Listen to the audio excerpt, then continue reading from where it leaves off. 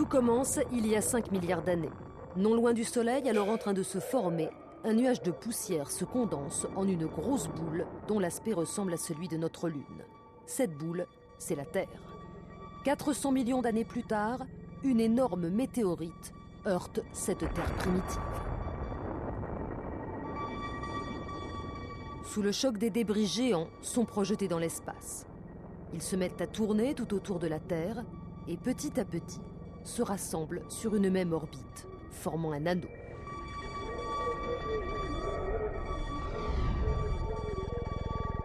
Enfin, ils se condensent pour former une sphère. C'est ainsi que naît la Lune.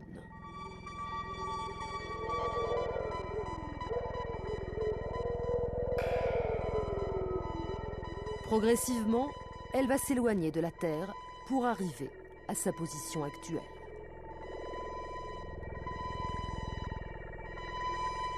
Franchissons encore quelques centaines de millions d'années. La pression est montée dans les entrailles brûlantes de la Terre, la croûte cède, de gigantesques mers de lave se forment à la surface, ainsi que d'énormes volcans.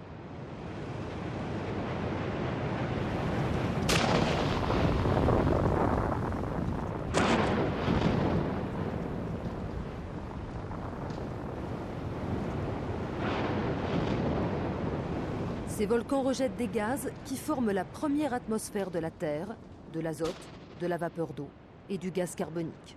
Petit à petit, la Terre se refroidit.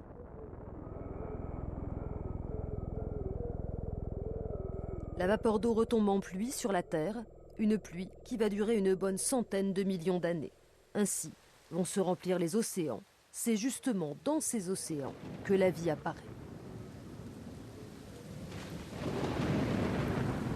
La surface de la Terre est toujours en mouvement. Il y a 250 millions d'années, tous les continents sont agglomérés en un seul. C'est ce que l'on appelle la Pangée.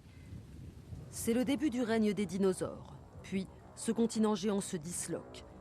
Les différents morceaux se mettent à dériver tout autour du globe.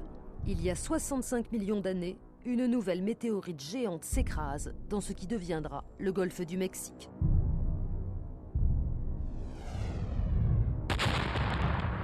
L'explosion projette dans l'atmosphère un nuage de poussière qui couvre la planète d'un voile sombre.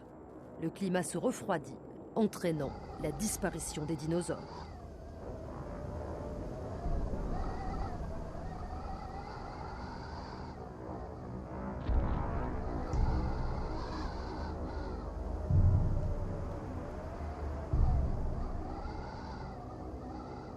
Puis le temps redevient plus clément. Les mammifères se développent. Parmi eux, l'homme. 100 000 ans après son apparition, l'homme a colonisé toute la planète et la regarde de haut depuis ses engins spatiaux.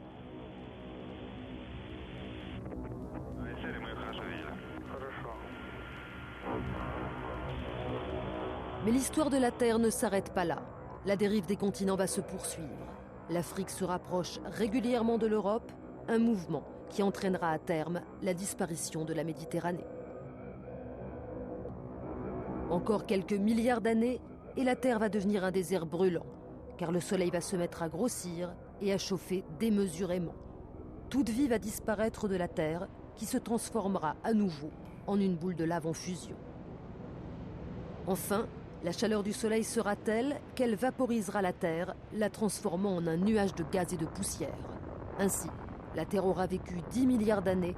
Aujourd'hui, nous n'en sommes donc qu'à la moitié de son existence.